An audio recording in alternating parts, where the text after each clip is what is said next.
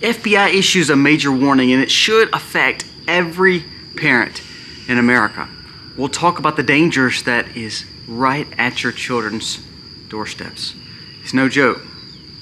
We'll discuss it. Also, we'll discuss what goes along with school systems, because what we're seeing with the situation with the colleges, how they're literally falling to pieces, especially the ones with protesting this week over people speaking. Now they're claiming very, very, very sacrilegious things. They're making crazy quotations, and most of it's because they've been quote unquote taught in school. What are we talking about? What are we discussing? Are our kids really learning how to be children and learn math, English, language, or are they learning indoctrination? Also, we're going further on the driverless 18-wheelers. You know, we talked about yesterday. Now, Amazon starts a robo-taxi company. And what this company will do will take away from taxis, and they said even down to probably Uber. Now, Uber is a monster company, and a lot of people make a lot of money off Uber, transferring people back and forth from the city and things like that. Are we seeing again the next step of more automation, more AI? There is no driver, there is no reason to have these people working anymore. What are they going to do when transportation is fully thrown upside down? What's next? Planes? Buses?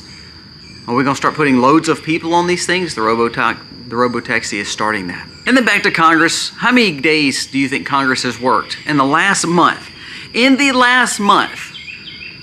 How long do you think they worked in Congress? They just took another 4-day weekend this weekend. Let's talk about how many days they worked over the last month, and this will prove to you how much they are not working for you. You know, this whole situation with the judge, situation in the Senate, same situation. They're not helping you. We'll discuss Congress and Senate a little bit more. And lastly, we'll discuss another situation with the bird flu. Now, Mario Nafal has a crazy report that we need to focus on. Again, remember what I always tell you when it comes to these kind of situations, these scares. The fact is, it doesn't matter if it's true or not, it's who they can get to believe it. If it is true, we prepare. We need to make sure that we have things prepared, because the last thing we want to do is not be ready. But it's so much more than that. We'll dive into this story from Mario Nafal today. Let's get started.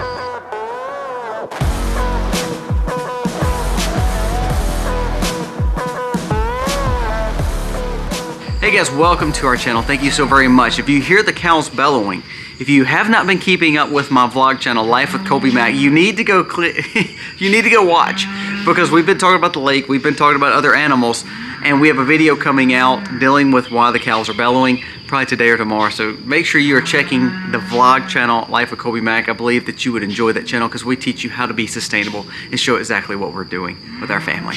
Now let's jump into the stories of the day. First, let's talk about the school systems and the dangers of it. First, let's go to the good news. Well, Texas curriculum just came out and stated that they wanted to not only keep the 10 Commandments in the school, but they wanted to put more Bible learning into elementary schools. It says Texas curriculum overhauls would allow an increase in biblical content in elementary schools. 2 million Texas kids could see a new curriculum emphasizing Bible stories to instruct them with American culture experience. Now, I'll be honest with you, I went to public school, and I'm not that old. I'm in my 30s. I'll say that's not old.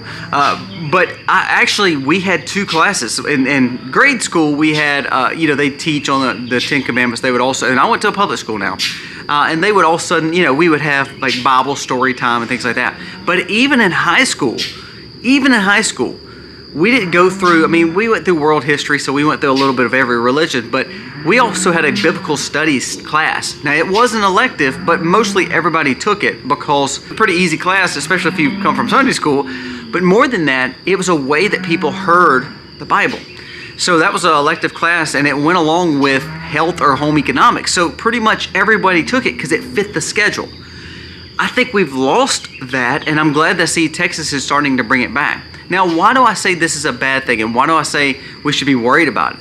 Well, just because of the protests happening in University of Washington and also in Portland too, in Oregon. What's happening at these colleges is we're learning, these kids are not learning education. It says that most kids that are coming out of high school do not have a 6th to 7th grade reading level, And it says most kids going to college are ending up in debt and not even using their degrees because their degrees are in things that does not even have a job for it. So they're getting like a bachelor's degree in, art civility, or get a bachelor's degree in some other crazy preposterous law or some other preposterous degree that means nothing. And what they're doing is just indoctrinating your children. Like they came out with crazy statements about God and just yelling from the rooftops their agendas with the alphabet situation and liberal agendas and ideologies. And they're just yelling to the rooftops almost satanic slurs to God and blaspheme. So we have to be careful of our school system. Now, that goes along with a new report that FBI just came out with. I want to read this to you because I do think this is a big deal. And I want to warn you as parents, and this is what we've done with our kids. I'll tell you what we've done. Doesn't mean it's right. My kids sometimes get mad at us, but this is the way we protect our children. There's a new report that says FBI linked 250 cases to networks of social media presence where people are extorting teens by getting them to send them pictures, if you get what I'm saying, and getting them to give them credit card information, debit card information, PayPal information. It says FBI warns that the amount of scams happening to children and kids not only dangerous for their eyes to see, but the safety of their social security, their vital information, their private information, not only their private bodies. It says social media is one of the biggest risks for children. FBI is coming out and saying this. Now, why do I bring that up? Here's what we do with our children, and you don't have to agree with it, but this is what we do. I have two kids that are teenage age. I have one that's coming up to be a third in the teenage age, which scares the mess out of me. It's depressing, to be honest with you. But even to my 17-year-old has a phone. Now, here's the difference. They have what they call a Gab phone. I know there's a Bark phone, but basically it's a dumb phone. Now, I'm not saying dumb as in dumb. I'm saying comparable to the smartphone. My kids can talk and call and text, but they can't do anything with photos. They can't access the internet. They can't get on social media. They can't get on any platform that is giving them something back. All they can do is talk and text. Not only that, the talk and text comes back to my phone and my wife's phone just so we see everything and anything that they are talking about that should be stricken from the record. Meaning we watch over them. The reason we do that, of course, is for their safety, definitely. Of course, it's because we want the best for them. We don't want them to be taken advantage of. But it's also good parenting. Now, am I dogging you out if your kids have a smartphone? No, but what I'm saying is just what the FBI said. Do you realize the dangers? It's not about keeping your child from the world. It's about keeping the world from your child. Look, this phone can access anything and everything I want. Not only that, it can give access to the world to me in my home. Is that what we want for our children? Now, I don't even like them honestly, I told my wife, once we get past this part of life where we're not needing them for work and social media is done, I said, honestly, I cannot stand these. Like when we were at this tree house, when we went camping a few weeks ago with me and my wife, there was no cell phone service. Like nothing hardly worked. I loved it. That was perfect because I don't want our lives tied to digital platforms, especially when the FBI tells us it's bad. Especially when we hear that these things like Meta is actually getting information of ours. We just talked about that in yesterday's video with how they're always listening. And I think that was in 2 days ago video. So FBI comes up and says, please, for the love of your children, do not let your children just stay on these smartphones and you not know what they're accessing. Now I'm going to take it a step further. Don't even let your kids have these phones and access to internet. Our TVs, anything hooked to quote-unquote internet stays in our main room. Our laptop, our computer, and our TV, the only thing that we put access on is literally in the main room of our home. Because why? Safety, security, in so many different ways. Now let's jump on to another story, driverless taxis. Let's read this story, and I want to make sure that we see the dangers of it. Now, I know people are like, what are we talking about? Why does it matter what driverless taxis are doing? Because it's a trend. What did we see yesterday? Driverless 18-wheelers. Today we're seeing driverless taxis. Amazon's robo-taxis are coming, and they look straight out of the future. It says Amazon's own Zoox is building a weird little pod car with no steering wheel that will be cranked out thousands upon thousands starting next year. They've already deployed test vehicles in 6 cities, launching them from Vegas all the way to San Francisco. The bold talk of no people driving cars anymore, especially in the cities, is happening. Now, I know people are like, well, Tesla's kind of doing this, and I know that there's another company in San Francisco that does this too. But if we keep seeing this streamlined and like a company like Amazon embrace it, and even Tesla more, what we're going to see is a driverless car. Well, why do we have a problem with that? Well, first of all, I think the point of having drivers in the car is a safety element, to say we have a conscience, we have a heart, we have values, so we kind of know what's going on the roads. When we put that all in the computer's hands, how do we know that we're going to be kept safe? Not only that, we've went from trucks that were carrying freight to now we're looking at vehicles carrying people. Not only is it taking jobs away, but now we are truly putting our life in the hands of AI. We are literally saying we're sitting backseat. You know the old cliche where Jesus is driving my car, he's the one in control, he's the pilot, I'm the co-pilot, all those cliches. Well, what we're doing now is we're saying, look, we're okay with just sitting to the back. There is no backseat driver. AI is sitting up front, and AI is literally taking us where we want to go. Sounds convenient, but actually what we're doing is we're just putting more of our life in the hands of AI. Is this really what we want in our future? Yes, we can get work done. Then, Colby, we can work on our computer while we're driving. Is it that important? Is work so much important that we do it while we drive it? Is it so much important that we are allowing our hands to be in our whole life to be in the hands of AI? What if it gets hacked? What if it gets shut down? Are you locked in the car? It's not like you have a driver to say stop. What if all of a sudden things like that happen? Now, what's the next step? Are you seeing buses next? Are you going to see planes next? What is next? Are they going to say, well, no, look, in the cities, you're not allowed to even drive in the city anymore. You have to get on a train that is ran, or you're going to have to use one of these robo-taxis.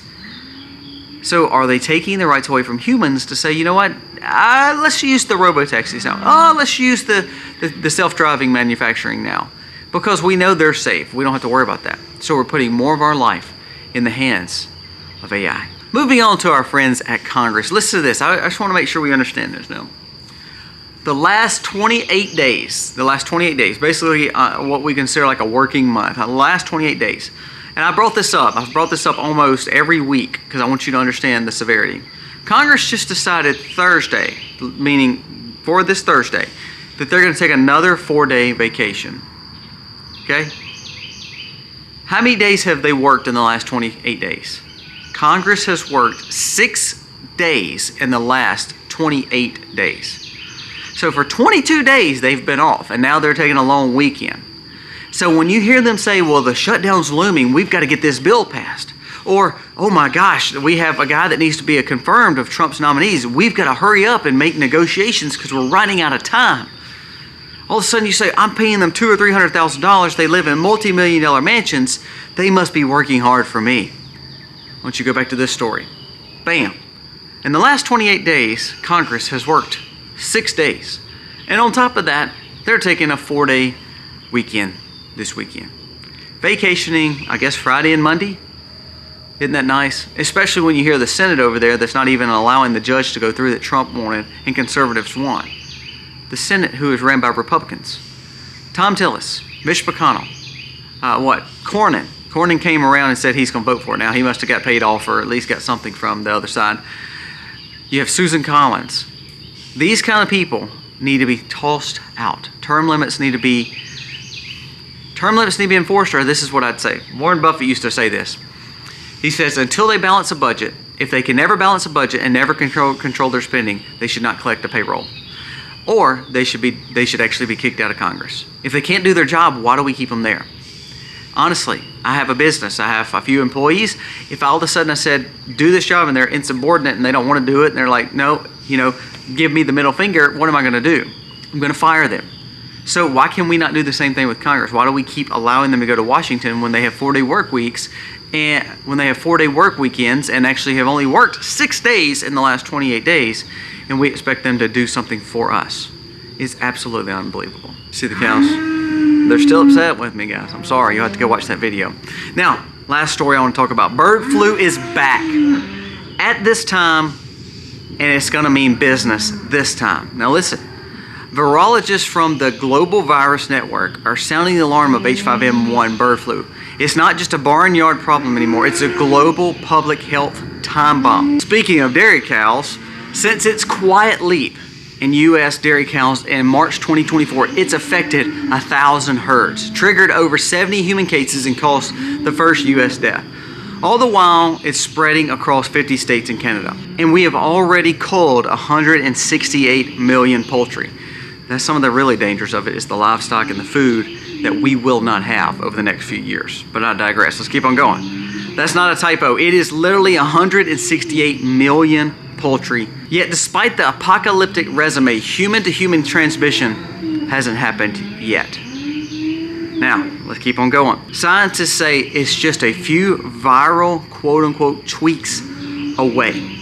They said this will happen very soon, the Global Viral Network. Now, here's what they're putting out. They're putting out a 10-point survival plan. It says surveillance of animals, yes, even milk and wastewater. Data sharing that doesn't take 6 months of diplomatic summits. Real biosecurity, and not only wearing gloves to mess with animals, but also making sure the animals have what this is. For animals and humans, they are going to look for every opportunity to monitor for your safety and security.